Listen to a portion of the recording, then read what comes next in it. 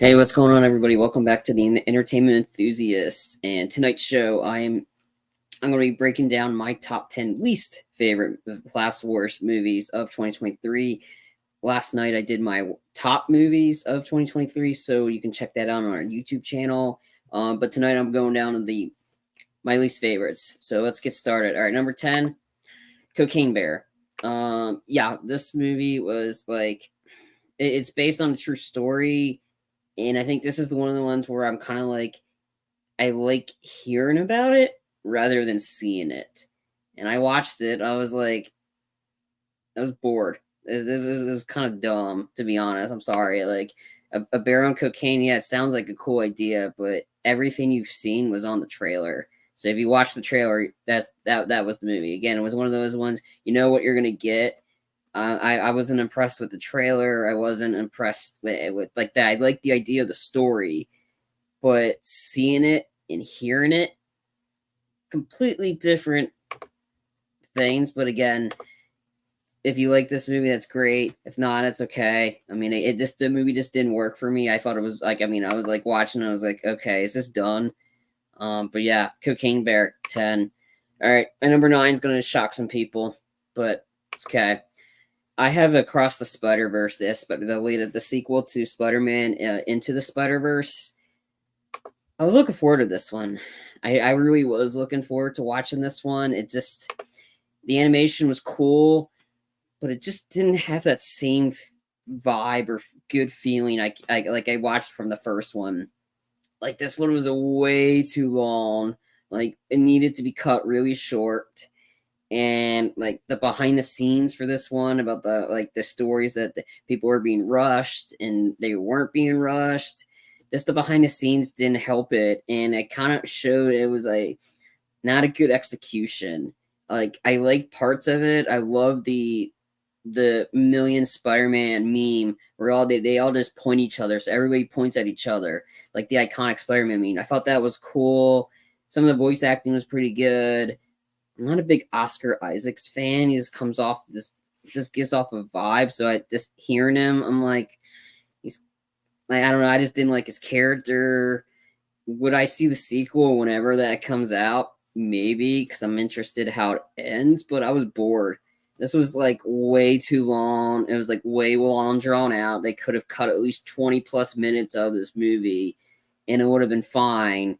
I don't know. Just this one just didn't work for me. Like the other ones, like the first one did. First one had great story. It was not as long. It was quick.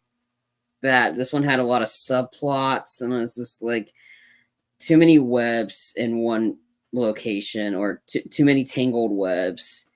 But yeah, no, like this one just didn't work for me. That's why it's my number 9. Okay, now my number 8 is the one that just literally came out like on last Friday on Netflix, Rebel Moon Part 1, A Child of Fire. This is the Zack Snyder's take on like Star Wars or something like that. It was like a space opera. This was boring as hell. I'm sorry.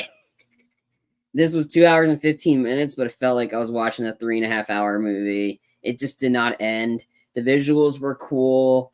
The action was cool. There's just wasn't a lot of it. And it was very like the pacing was very off. Nothing like yeah, just everything about it was just off. Like some of the performances were good, others weren't. Like every time saw Ed Sheeran like a Sirkin, I just kept yelling, "Hey, is Deadpool gonna show up and yell where's Francis?" Like that. Everything he's known as Francis from now on. I don't care whatever role he's in. Like I just kept yelling, "Can Deadpool show up and like living this up a little bit, lighten this up, make it more enjoyable?"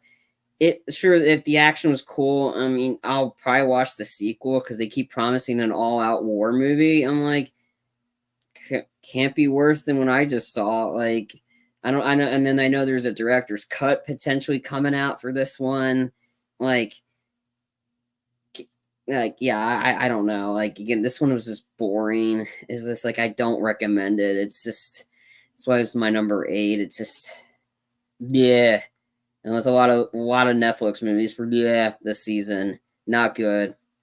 So anyway, my number 7 is Strays. If you don't know what Strays is, essentially It's a live action dog movie with Will Ferrell voicing one of the dogs. That's with Jamie Foxx as one of the voice another dog.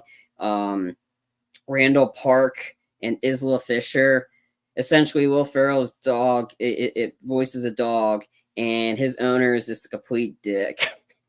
Played by Will Forte, and he intentionally would play fetch with him, but his version of fetch is throwing the ball far away and hoping the dog doesn't come back to the house. And he always does. And Will Forte gets fed up and sends Will Ferrell's character just in the middle of nowhere. So he's a stray, and he meets up with a bunch of other strays of Jamie Foxx, Isla Fisher, and Randall Park, and they essentially it's the quest to get back to the house so he can go attack his owner. Parts that were funny. I liked the ending. The ending was really funny, especially with them playing wrecking ball with what they do to Will Forte. That was kind of funny. Other it was like I was watching and I'm like I was aware I was watching a movie. It's like it was nothing special. Had some funny moments. It was just there. It just existed. I don't think it did very well at the box office. So it's just watching it. I was like, okay. Parts of it were funny, but other like mostly it wasn't great. Okay. My number 6. The Hunger Games, The Ballad of Songbirds and Snakes.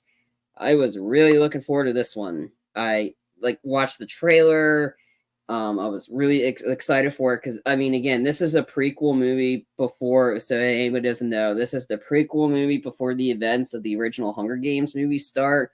So this is the rise of President Snow.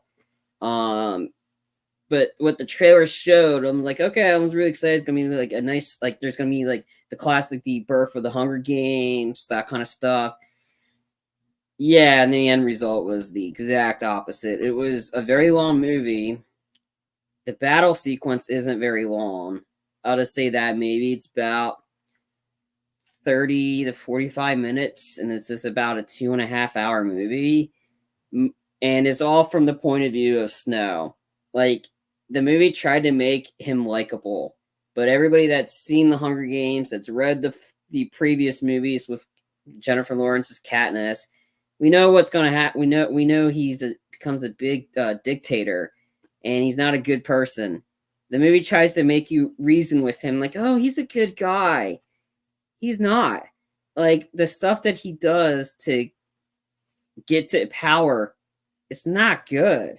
It's horrible what he does, and it's like it's hard to make like none of the characters are likable. That's the problem. And again, like for a movie that you want, like again, I honestly I think it would have been better if they just did this one first. But again, hindsight's 2020. They did this first to see him get to power, and then instead of seeing him as the character that he is in the other ones, like this one just didn't work for me, and I was really bummed. I was looking forward to it, and I was like watching it. I'm like, I'm not gonna root for this guy. He's an asshole.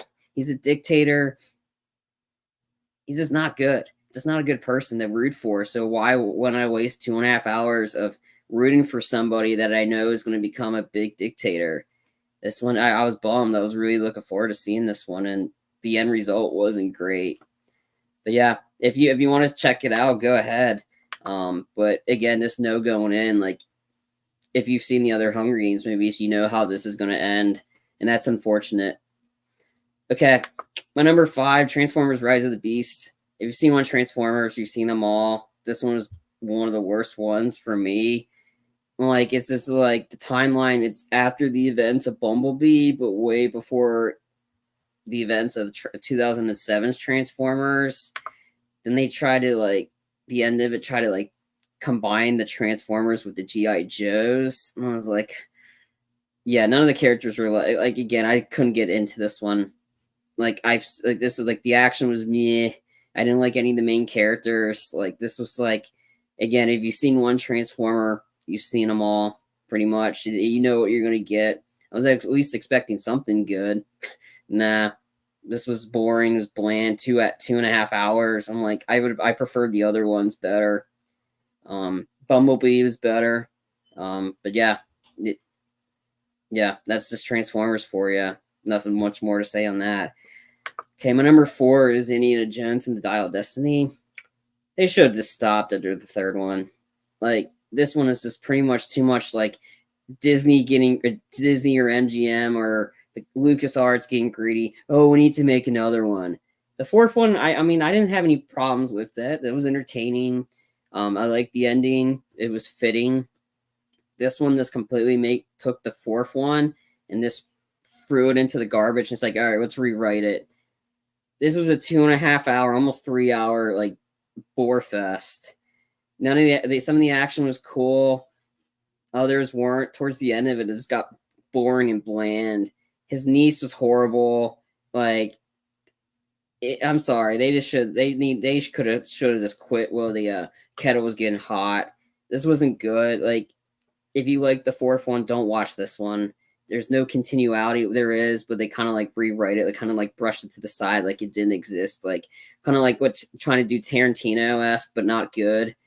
Like, yeah, if you want to sit for 2.5 hours of boring, of nothing going on, I would definitely recommend probably watching something else. This wasn't good. It just wasn't. Like, the last one, like they should have stopped after the third one, but Disney got greedy, and that's why they had a $200 million bomb on their hands. I don't feel sorry for them on that one, but yeah, that's Indy. It wasn't good. I don't recommend it. It was boring. Like, yeah, just avoid it. Okay, my number 3 is Silent Night. This one was the latest John Woo movie, his first American flick in like years.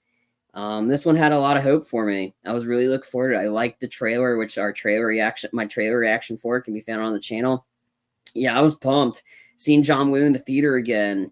It's been a long time since I saw a John Woo movie. I was expecting John Woo. I was expecting Dual Pistols. I was expecting some Doves. Classic John Woo stuff. I didn't get any of that. The dual pistol sequence happened like briefly towards the end, and it wasn't by the main guy. It was like just a quick 5 seconds. Most of the movie is him training. I'm like, no, I want to see a John. If you go paying to see a John Woo movie, you're supposed to be seeing a John Woo movie. This wasn't it. Like, the new dialogue was kind of interesting, but it was kind of boring. Like, the movie was boring for a movie that was only an hour and 40. It felt like 2 hours. Like, the good stuff didn't happen until the last 10 minutes of it. If you want a movie that's just the same like this but better, so I'm a little underrated movie called Peppermint, starring Jennifer Gardner. Same idea. Her family gets like a part of her family gets killed, and she's going after the people that did it or all the corrupt. That one had more action than this one did, and that wasn't directed by John Woo. Like, that movie didn't focus on her training. She went right into badass mode.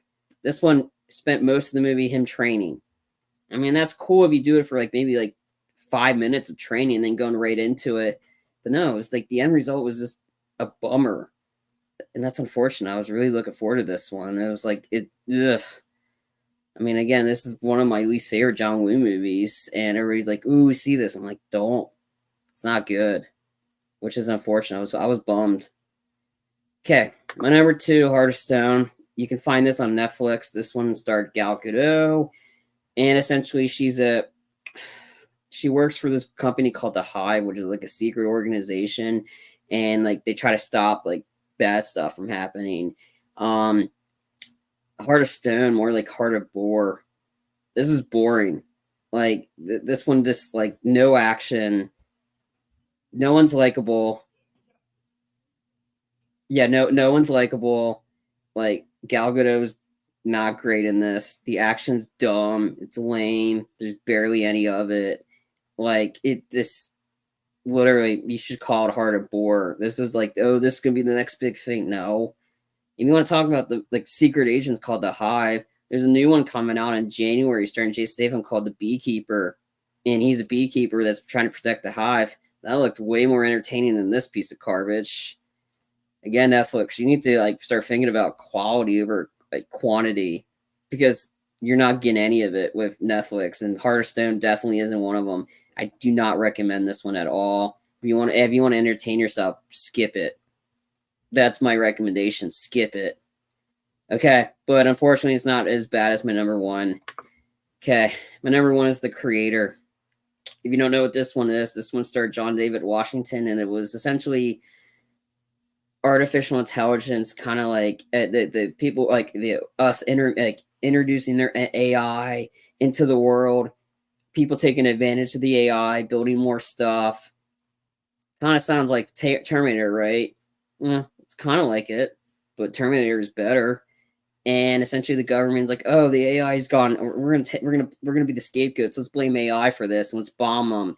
So it's in a world where everybody hates the robots, or they hate artificial intelligence, or they hate robots. So they're trying to do a war, and one of the soldiers, John David Washington, is tasked to taking out this new weapon, which is half human, half AI, before it destroys the world. It's just a kid that's half AI. Okay, this movie's boring, and I mean, I'm not sugarcoating. It's boring. 2 hours plus. I was staring at my watch the whole time. Visuals are cool. Trailer looked better than this movie. I mean, I was really hyped for it. The trailer looked awesome. Looked really good. Not the result you're gonna get with this one. There's barely any action. Like there's none of the like John David Washington does his best, but he's not a likable guy. None of the characters are likable except for the kid. And it's just the ending was like anticlimactic. Oh yeah, it ends. Here you go. Kind of like, oh yeah, Silent Night. Go back on that one. The ending was very anticlimactic. Like, okay, is that really how you're gonna end it? But yeah, but that's beside the point. But yeah, creator, it ends. Woo! I'm like, what the heck was that? Like, seriously, like I spent money on this and I was not entertained at all. I was bored. I wanted to stare at my watch. I would have just watched this at home. I'm like, again, that's what this. I think these last couple ones have been. Trailers looked really good, and then the movie sucked. Like the studios really need to like figure out something instead of the quantity. You need to get some really good stuff, and that's a bummer. Like two straight movies I saw in theaters were just not good. Trailers were better. I don't know what to tell you. It's just if you want to check this one out, you can find it on Hulu. But I honestly don't recommend it if you want to be bored out of your mind. Like if you want to watch AI, humans versus AI, go watch Terminator. At least the first two. Like that's essentially what this movie was like. Terminator. Jeez, I can just watch Terminator and get the idea.